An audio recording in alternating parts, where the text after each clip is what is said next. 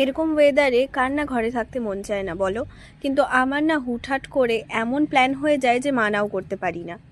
আমাদের পিকনিকের লোকেশনটা একদমই ঠিক হচ্ছিল না।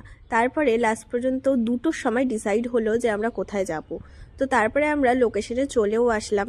ওখানে আমরা অনেকক্ষণ নাচানাচি করার পরে তারপরে এটা চিকেন রোস্ট ছিল মনে হয়, আর যেগুলো যেগুলো রান্না করেছিল একটু টেস্ট করার জন্য আমাদের নিয়ে এসেছিল।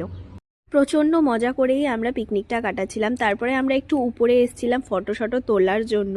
আর যত দিন গড়াচ্ছে না তত কুয়াশা আরও বেশি মনে হচ্ছে, আর ঠান্ডা তো বলেই বোঝাতে পারবো না। এতই কুয়াশা হয়ে যাচ্ছিল যে সামনাসামনিও কিচ্ছু দেখা যাচ্ছিল না। তো যাই হোক, অনেকক্ষণ পরে রান্না টান্না হয়ে যাওয়ার পরে রাত্রেই বলতে গেলে আমরা খেলাম। খেয়ে ঠেয়ে ওখানে আগুন ঠাগুন তাপালাম। এখান থেকে বেরিয়ে আমাদের স্টার্টার খাওয়ার প্ল্যান হলো, তো সেখানেই বসে বসে আমরা স্টার্টার খাচ্ছিলাম। দেন বাড়ি যাওয়ার পালা। এতটাই কুয়াশা ছিল, কুয়াশাও না, ঝিরিঝিরি বৃষ্টি পড়ছিল, রাস্তাঘাট প্রচণ্ড ভেজা। তো যাই হোক, আজকের দিনটা এইভাবেই কাটালাম। স্টে টিউন, পরের ব্লগে দেখা হচ্ছে।